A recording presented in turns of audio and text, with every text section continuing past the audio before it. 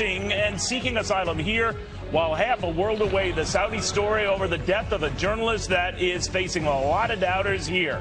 Today, we report, you decide, which is the bigger threat? The crisis coming to our border that no one seems to be able to stop, or the crisis already gripping a royal kingdom they just cannot seem to contain? We're going to talk to Democratic Congresswoman Tulsi Gabbard about a Saudi account that she says really doesn't add up. Then a Republican senator and a Democratic senator who say we must hold the Saudis to account because Louisiana Republican John Kennedy and Maryland Democrat Ben Cardin are here and only here. And so is former acting ICE Director Tom Homan on those thousands of migrants who are not taking no for an answer, as well as some pretty savvy investors on why the markets aren't sticking a fork in this bowl. All that, and the guy who built this house, have you seen it? It not only survived Hurricane Michael, it barely got a scratch. What we are just discovering what the guy did without spending a boatload of money to do it. The lesson for future storms on a show that, well, is your port in a storm. And it starts now.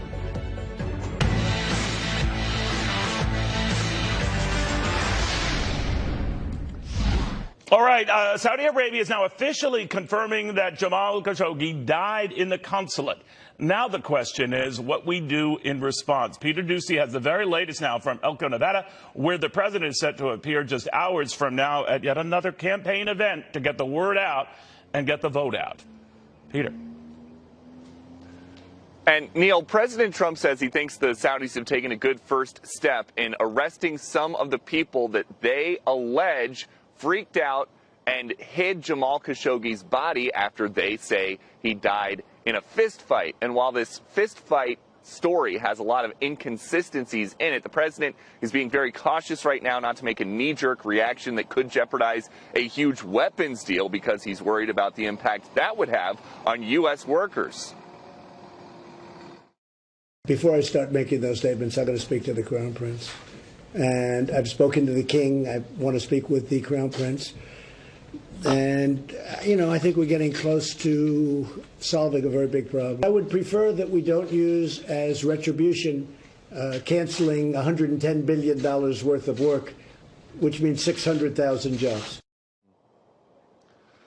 And that's significant because while foreign relations don't rank particularly high on any polls of midterm voters, the economy ranks right up there at the top, number 1 or 2, with healthcare as the thing that people care the most about right now. But the president's acceptance of the Saudi story so far is not shared by his best friends on Capitol Hill. Senator Lindsey Graham tweeted, "To say I am skeptical of the new Saudi narrative about Mr. Khashoggi is an understatement." The president is making his third campaign rally in 3 days out here today. He likes to talk about the news of the day, so it's entirely possible we hear some new announcement about the U.S. and Saudi relationship in a few hours, but the focus is expected to be on the Senate race here. Senator Dean Heller has a tough race, and midterm voting begins here, early voting, at 11 o'clock local time. They think about half the ballots cast in this state are going to be cast by Election Day. Neil? All right, thank you very much. We'll see you a little bit later in the broadcast, Peter Ducey. All right, so now that we know that the Saudis are out with their official explanation of all of this, we don't know what the Turks are going to say about this because they have a very different take on what actually transpired in that embassy.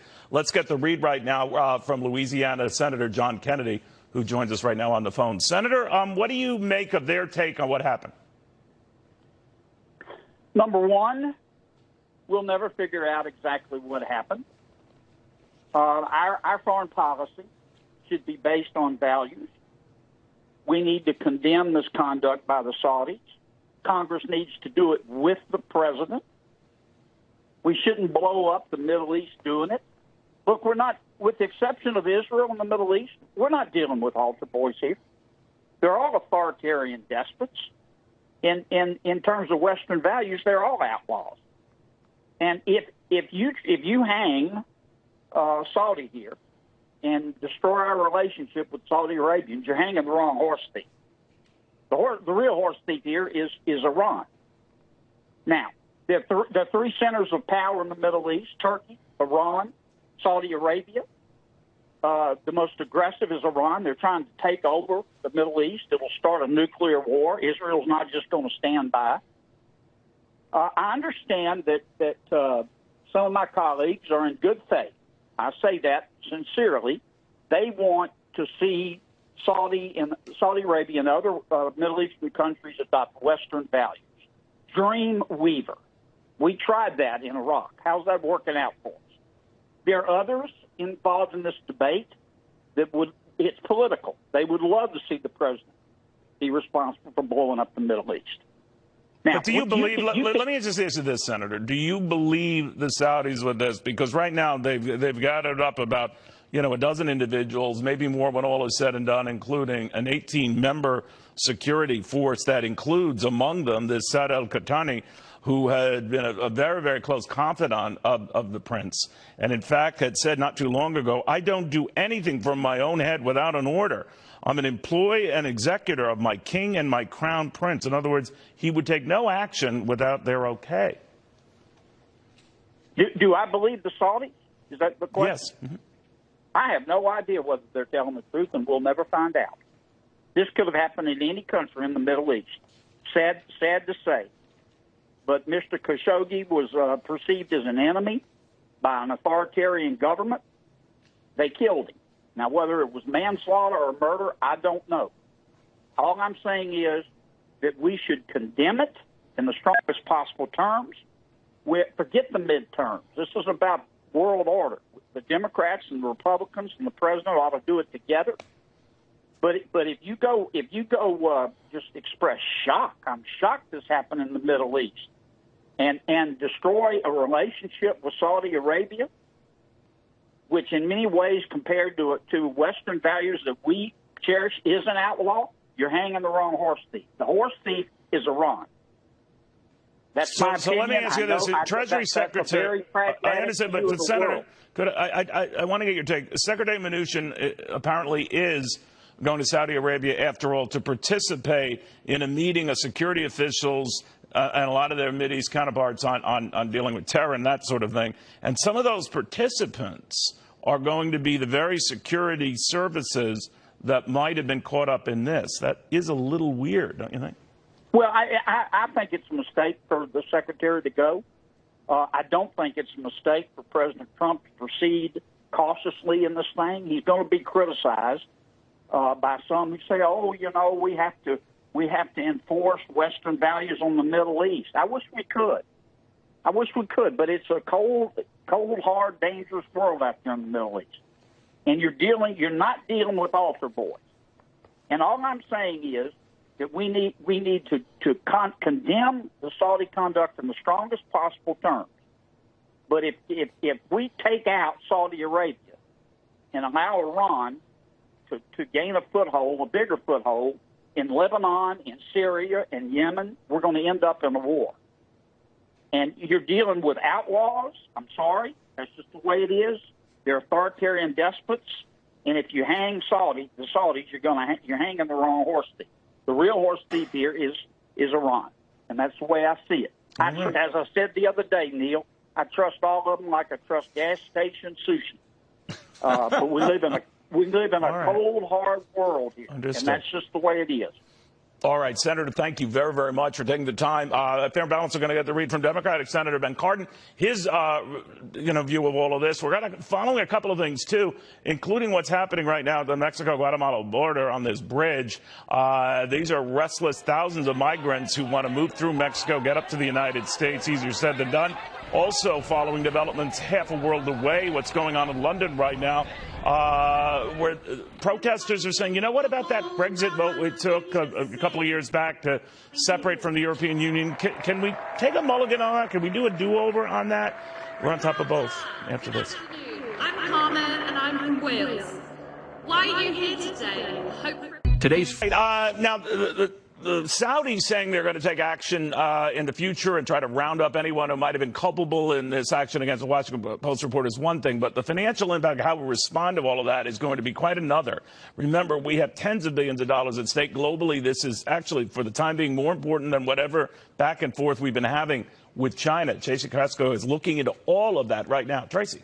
Good morning, Neil. Yes, defense stocks could be in focus as questions mount for both the United States and Saudi Arabia over the death of journalist Jamal Khashoggi at the Saudi consulate in Istanbul earlier this month. Saudi Arabia warned it will respond to any, quote, threats or sanctions against it as its stock market plunged on Monday, saw continued volatility this week. This following President Trump's warning of severe punishment over Khashoggi's disappearance. However, just yesterday, the president reaffirmed that he does not want to cost U.S. jobs by ending U.S. sales of military equipment to the Saudis. They agreed to do this. They agreed to spend $450 billion on buying and investing in the United States. So I hope we can keep that. I hope we don't lose track of that. There are plenty of other things we can do. The escalating tensions also has some investors concerned that economic sanctions could affect investments linked to Saudi Arabia's Public Investment Fund, which is one of the largest in the world with more than $220 billion in stakes around the globe. Meanwhile, oil ended down more than 3% for the week to $69.12 a barrel, despite the U.S.-Saudi stress. That may be, of course, because of some reports of an increase in oil supplies. And we've seen business and political leaders dropping out of the upcoming high-profile future investment initiative in Saudi Arabia, which highlights the country as a place to do business. A number of CEOs, including J.P. Morgan Chase Jamie Dimon, Ford Chairman Bill Ford, will not be attending. U.S. Treasury Secretary Steve Mnuchin also canceled his attendance, though he will be attending an anti-terror finance meeting with Saudi security officials later this month. Neil, a number of media outlets, including Fox Business, CNBC, the New York Times, Bloomberg, CNN, and the Financial Times, have also withdrawn from the event. All right, Tracy, thank you very, very much. We do have an update also from King Salman, who is sometimes you can make this up, but anyway, the king has said he has ordered his son, the prince, to revamp the intelligence services, which is akin to me, policing the refrigerator to make sure no one gets into it. But that's where we stand. All right, let's get the read on the market fallout from all of this. Gary Kalpon joins us, Jonas Max Ferris, and the Stock Swoosh founder, Melissa Armo. Melissa, contained reaction, maybe thinking that there'll be a contained response. What do you think?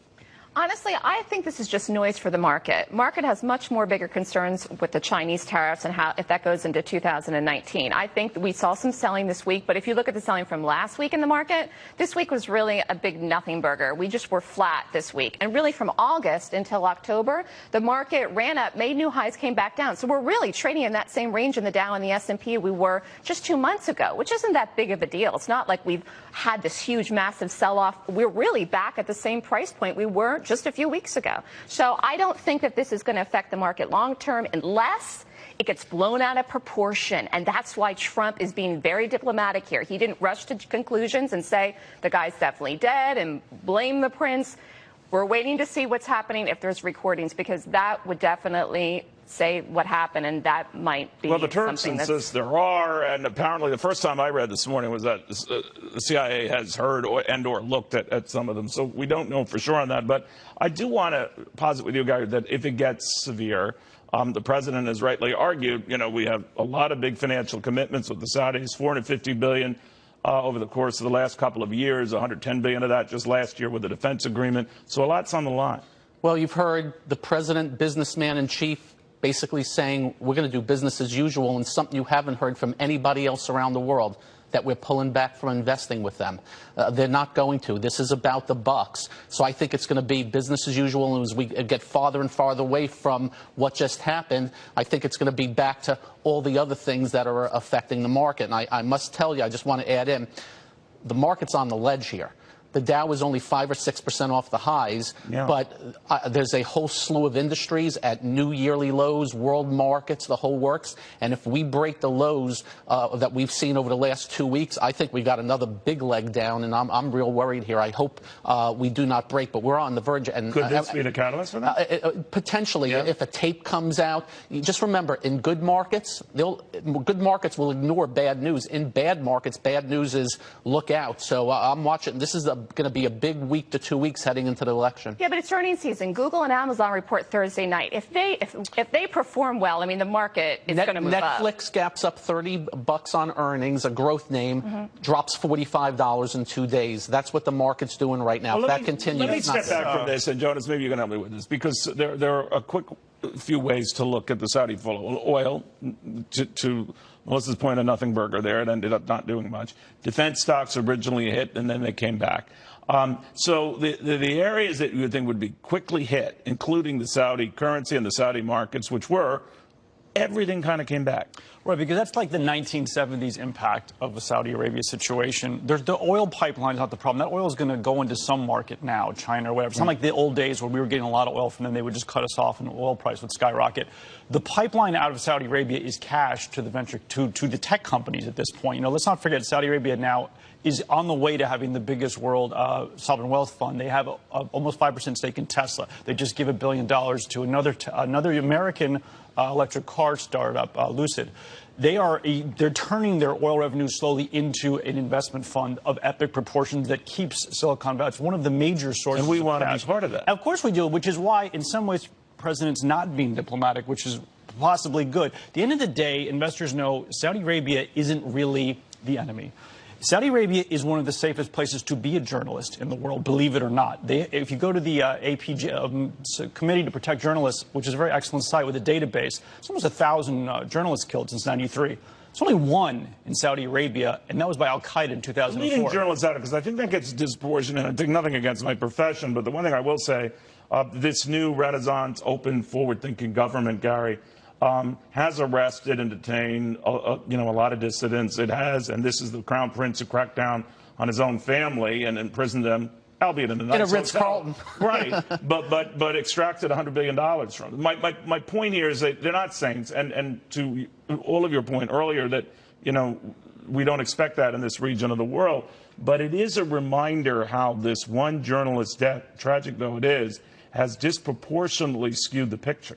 Look, it's a lot of saying of one thing but doing another, and drop the news on the 15th page of the newspaper so nobody's really talking about. Look, there's still plenty of bad people, still plenty of bad places around the globe. But it doesn't alter your strategy. No. The hope is that, yes, this prince is going to bring the culture up to snuff, but then this happens, and All right, I think I'm going to see you guys a little bit later, but I do want to show you something else we're following very, very closely. This caravan that all of a sudden has ballooned to become a major international crisis. At first it was a few hundred, now we're told a few thousand, now we're told stuck on a bridge, not happy being stuck on a bridge, and now there's trouble at the border. Not our border yet, the Mexican border with Guatemala, and it is getting nasty, very, very nasty. And the president has said either you contain it, Mexico, or else.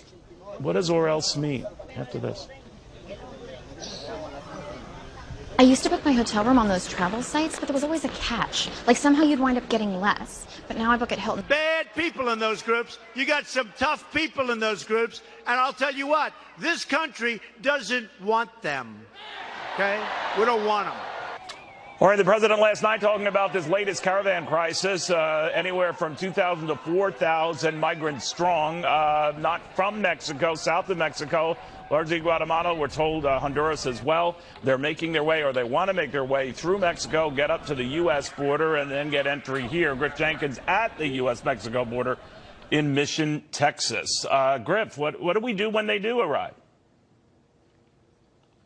Well, that is the operative question, Neil, because Border Patrol agents and the U.S. Customs and Border Protection are monitoring. The scene we saw play out on the Guatemala-Mexican border yesterday was troubling, and they are monitoring very closely where that group is. And as they work their way here, it will be days. They're hundreds of miles, if not 1,000 miles from where I am. But how they'll be dealt with, they're going to be met, obviously, with stiff force. The Border Patrol that I've been with for the last 24 hours is absolutely the best in the world at doing border security, but they have overwhelming numbers already in this area, and those kind of numbers coming with that caravan means serious trouble. Now, the officials here tell me that they're very encouraged by the fact that they're getting sort of unprecedented.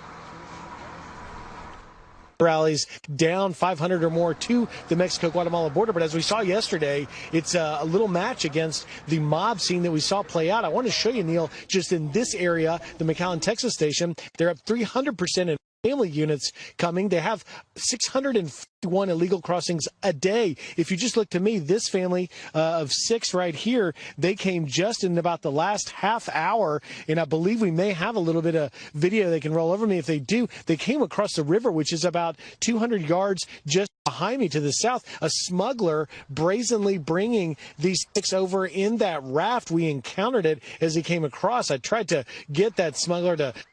He wouldn't. Interestingly enough, he took out his cell phone and began to film us. But the officials tell me, Neil, that this is business as usual. Every day, all day long, they're bringing them across, and then they walk peacefully up to the Border Patrol agents and surrender themselves, claim asylum. Don't have any room for more family units or unaccompanied minor children. They're released. That's the catch and release loophole we talk about in the problem. But the officials tell me, Neil, that this is business as usual. Every day, all day long, they're bringing them across, and then they walk peacefully up to the Border Patrol agents and surrender themselves, claim asylum. Don't have any room for more family units or unaccompanied minor children. They're released. That's the catch and release loophole we talk about in the problem. We would actually consider adding more troops to the border. I'm talking about the American-Mexican border. But right now, the Mexicans are hard-pressed to deal with this situation. They're sort of at a standoff at this bridge that has been packed along the Guatemala-Mexico border. Again, we're getting various estimates as to how many are there, anywhere from 2,000 to 4,000. Can't reliably say whether they're all from one area. Guatemala comes to mind, Honduras, and others come to mind, as was the case with the last caravan, but we're keeping an eye on it. And, of course, it's turning out to be a very, very big midterm issue, a little more than 2 weeks out till voters go to the polls. To the Federalist, Bree Payton. Bree, this has suddenly emerged as a very, very hot issue, hasn't it? Yeah, exactly. You know, and 76% of Americans in a recent Harvard Harris poll found that they don't ascribe to this open border ideology that the Democratic Party has been pushing. Leaders and members of the Democratic Party have been urging and, you know, saying that we should be accepting these vanful of caravans and individuals along the border, that, you know, we should abolish ICE, other things like that, when in reality that doesn't align with the vast majority of Americans who do think that we should have a border, who do think, you know, that we should have law and order in those places. And I think for Democrats to say those things, I think shows a fundamental misunderstanding of what America is and what it stands for. I mean, Neil, you and I know that this is the only place in the world where our citizenship is not defined by our nationality, but by our mores, by our thoughts, by our character, by our habits. To be American, all that we ask is that you believe in our system and our way of, and the behavior that we have been seeing from a lot of these migrant caravans, I think indicates that they're not up for that challenge. You know what I'm wondering, too, Bear, when we're so used to seeing troubles at our border that we forget that this is played out across the globe, obviously, right, with the Syria exodus, and what Europe is dealing with now continues to be rolled over now. And now what's happening along the Mexican southern border where they can't get a handle on it. This is out of control.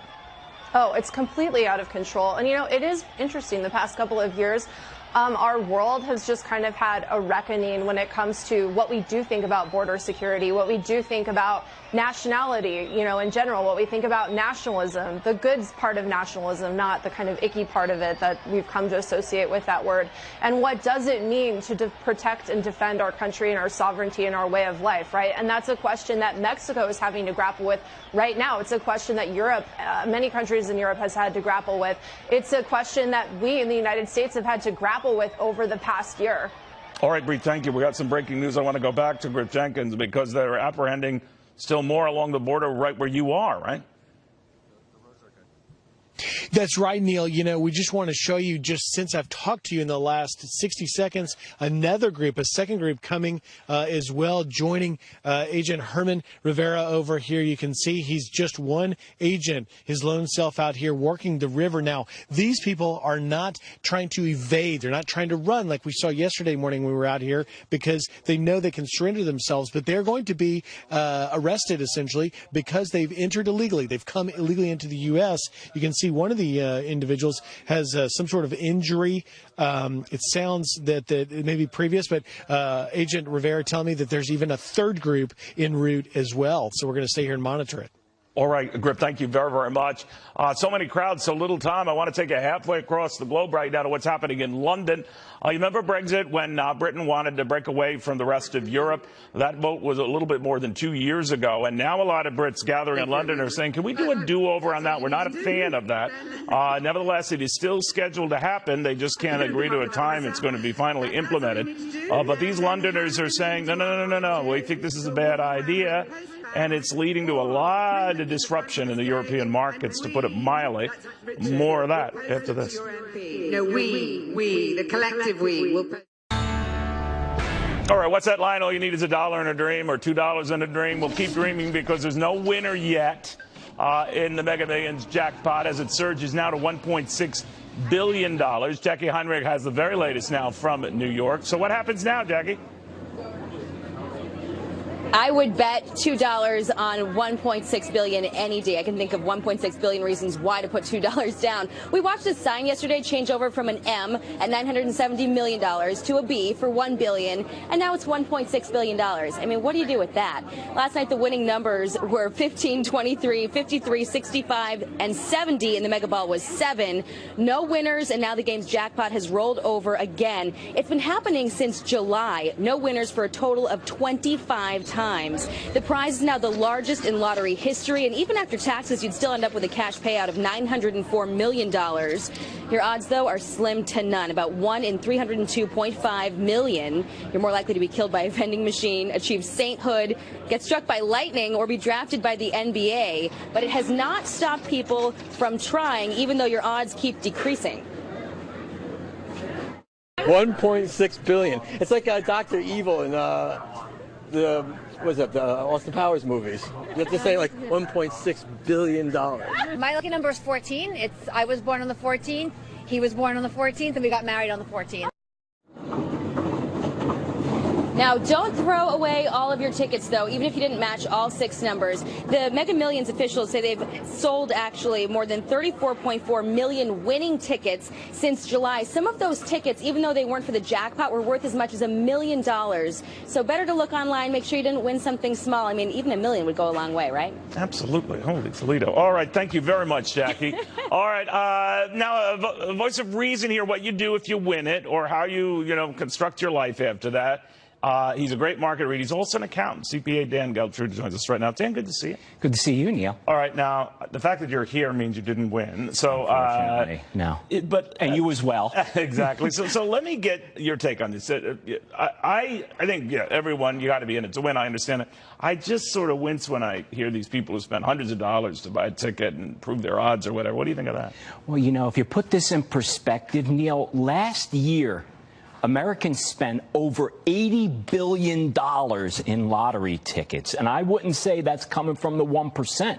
And when you break it down, right, Neil, you could actually say, hey, this is a tax on the middle class and lower classes financially, because they are putting a lot of money into this. And it's deceiving, because even this $1.6 billion number, that's not what you get. That number is based on an annuity over 30 years. So if you get a lump sum payment up front and then the taxes, you're really getting half that, right? Actually, still not a bad haul, right? You're getting about actually a third. If you win this thing, because what happens, Neil, is you get about 65% of that number if you take it in a lump sum. That's 0.1, and then cut that in half after that. And if you were to win, would you take it in a lump sum? Yes, I would. Yes, I would. I would not leave that kind of money in someone else's hands. I would play it myself. All right. Now, let's say a lot of people seek out good accountants after this. They also want to remain anonymous. It's hard to do. But how would you guide them? It's so sad when you read these stories of lottery winners. It's kind of hard to do in this case if you win $1.6 billion, but that they lose the money. Yeah, they do. And I've always said, and you and I have gotten into this, it doesn't matter how much money you make. If you spend more than you have, you're going to go broke. Yep. So how would you guide people who just come into a fortune like that? The first thing as it pertains to this lottery is, remember, this is a bearer instrument. You got to protect that ticket until you hand it in. If for some reason that blows away in the wind and someone else picks it up, it's their winning. So the first thing, Neil, is you got to put that ticket somewhere safe.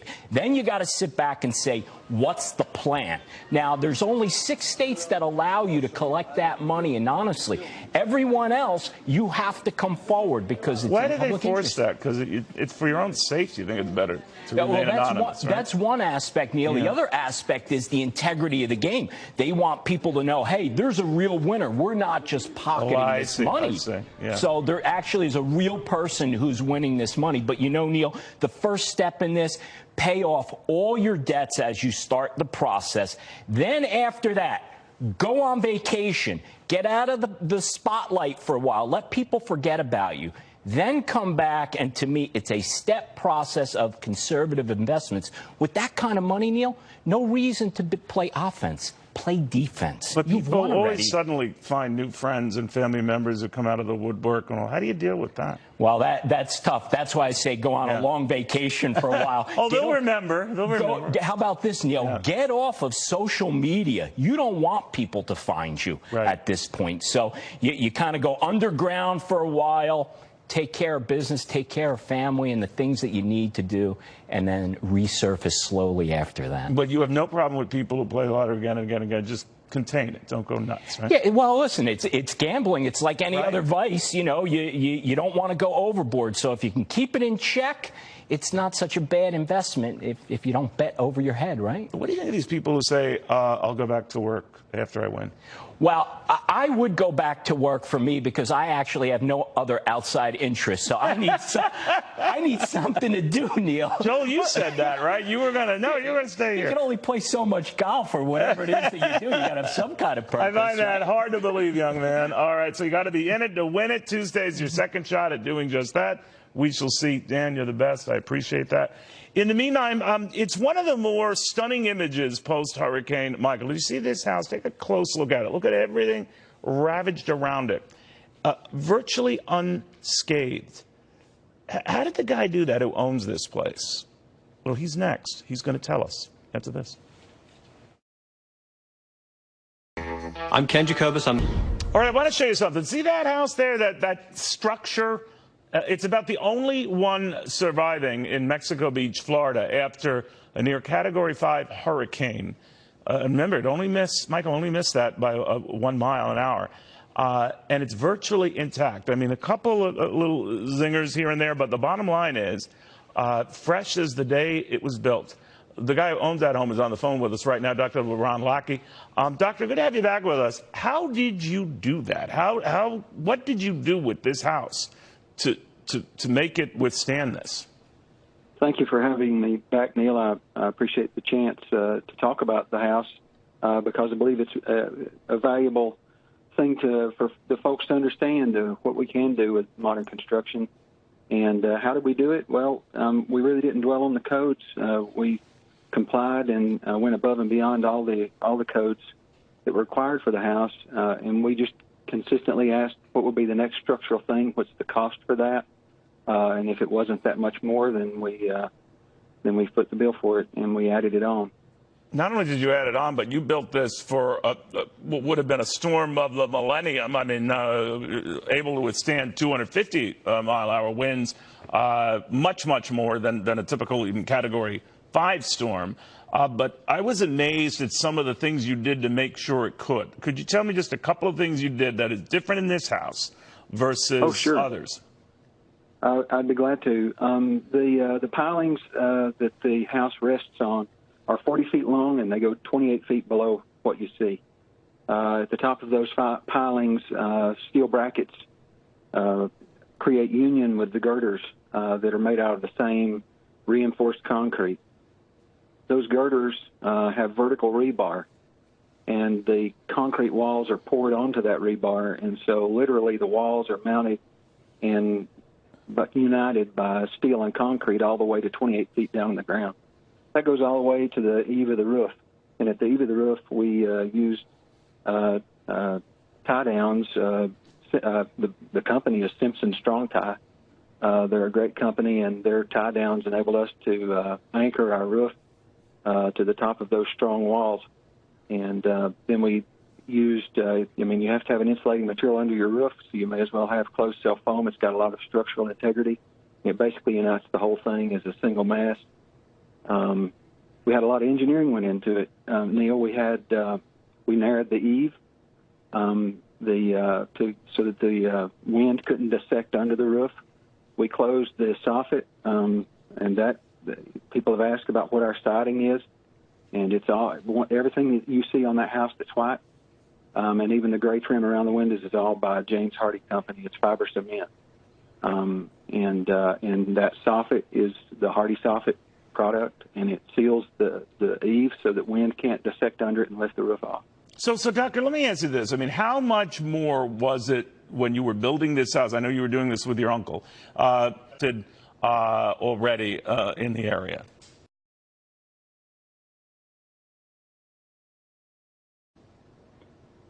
My uncle and I estimate that it was 15 to 20% over conventional construction. But Neil, 15 to 20% more. I mean, because a lot of people were telling me last time we were talking to you that that's amazing. It has to be twice, 3 times, 4 times the price of typical construction. You're saying 50 to 20% more. Yes, sir. I'm definitely saying that. The thing is, instead of having stud walls, you have concrete. There's a rub off there in the cost, not an entire rub off. It is more costly. Don't get me wrong, but when you add everything together, it's 15 to 20% more. Now there's a savings to be had going forward because this home's energy efficient. Foot thick walls mean that our insulation is a lot better and our energy costs are lower. And so there is savings to be had that you will reap the benefit down the road for this type of construction. Doctor, now you rent this beautiful home out, and I think your renters, now they left, they evacuated per suggestions by the governor and others, but they obviously could have stayed there and weathered this. Not that I'm advising that, Doctor. I'm not advising it.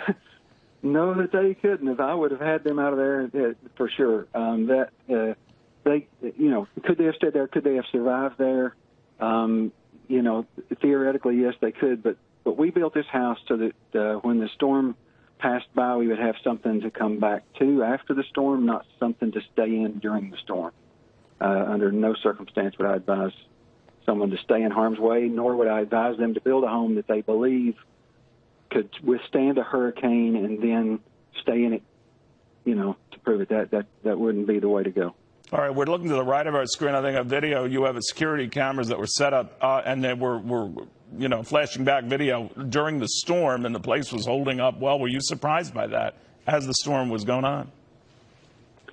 At that point that I was seeing that video, all of the construction decisions were very fresh in my mind. This house was completed in April of this year. And like I said, we built it for the big one. We just had no idea the big one would come so soon. So all of that was very fresh in my mind. I was looking at the eave of the roof, and I was watching it buck like an airplane wing under the force of the wind. And I was thinking about those tie downs, and I was thinking about all of the structure of that roof and the wall and how much wind the wall must be taking at that particular moment. And so I won't say that I watched that video with this seemingly ideal confidence. I didn't have that at all. And I had all of those worries and concerns about would this house hold up. Well, it certainly did, Doctor. I commend you and your uncle because you didn't break the bank to do it. So obviously there are some lessons to be learned here. Doctor, thank you very much. Good having you again. Thank you, Neil. All right, think of that, 15 to 20% more. Now, a lot of people say, yeah, that's still a lot more. But so is the cost of a new house to replace a destroyed one. Michael Brown, the former FEMA director, on lessons that could be learned after this. We saved hundreds on our car insurance when we switched to Geico. This is how it made me feel. It was like that feeling when you're mowing the lawn on a sunny day and without even trying. All right, this is the situation going on, and it has been going on the last couple of days, building up a little bit today along the Mexico-Guatemala border. Is looking for help with this from the United Nations, or looking for the Commissioner for Refugees to help identify legitimate asylum seekers, essentially saying that all 2,000 to 4,000, hard to get a firm number on this, can't be out seeking asylum or legitimate asylum. The president has already made it clear you better get on top of this or there could be hell to pay, just paraphrasing there. He's also tweeted out that this is already getting to be a very big issue. Quoting from the president, his latest tweet, if the Democrats would stop being obstructionists to come together, we could write up and agree to new immigration laws in less than 1 hour. Look at the needless pain and suffering that they are causing. Look at the horrors taking place on the border. Chuck and Nancy, call me. Obviously referring to Chuck Schumer and Nancy Pelosi, the Democratic leaders. All right, we're on top of that. Also on top of the post-Hurricane Michael fallout and whether you can protect yourself from a hurricane and maybe have the U.S. taxpayer save in the future. I want to get a read of this because we just showed you this owner of a home in Mexico Beach, Florida, virtually unscathed, built to withstand 250-mile-an-hour winds, far stronger than Category 5 winds, and it did okay. And that caught the attention of former FEMA Director Michael Brown, who joins us right now. Michael, what was remarkable about what this guy did is he did it for paying about 15 to 20% more in construction costs. Now, that might seem like a lot. It is a lot. I'm not minimizing it, but it's a hell of a lot cheaper than a destroyed home. It's not. First of all, Dr. Lackey's like my new hero. He should personify what every American citizen should think about how they do their construction, how they do their business, everything. Not just along hurricane zones, but where there's tornadoes, where there's floods, ice storms, blizzards, whatever it is. Because we have, and I think the problem, Neil, is in the United States, we focus so much on response. Because response is exciting. We get to save lives. We get to protect property. So the first responders come in, and everybody loves that. And what's not very sexy is mitigation, is how do we do the kinds of things that Dr. Lackey has done so that you don't have the downtime, you don't have the lost resources, you don't have the rebuilding costs. Think about investor-owned utilities. I want to scream at investor-owned utilities because one of the problems you have right now in Mexico, in this area, and you have in almost every area, it doesn't have to be a hurricane, is you can't get the power grid up. And the power grid is the backbone of the American economy. So think about spending a little extra money over time to bury all of these power lines so that all you have to do is make sure your substations are back up, power's back up, you can recover so much quicker. That's better for the economy, that's better for citizens, that's better for the country.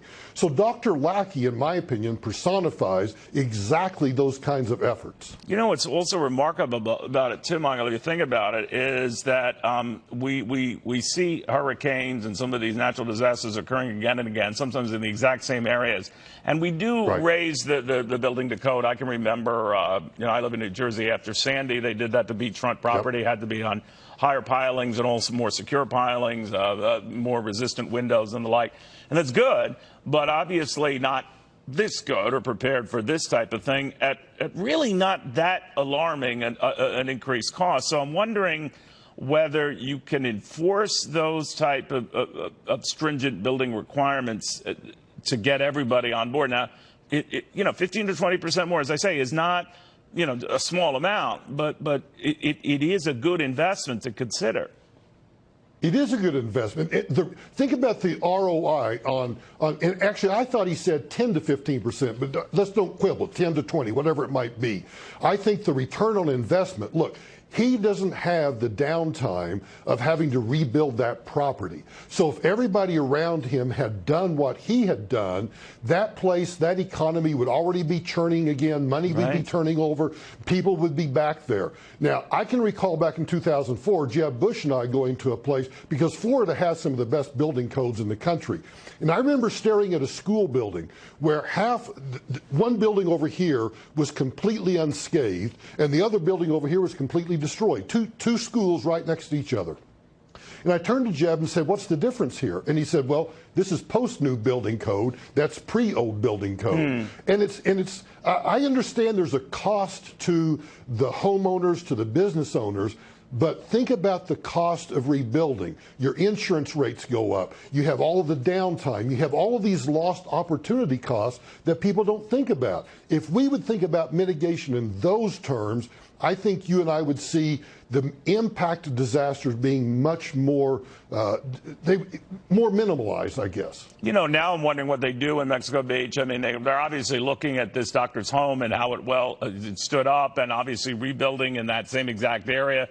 Do you think they go as high as his code or they go back to the old code, which was still pretty stiff, as you know, but just obviously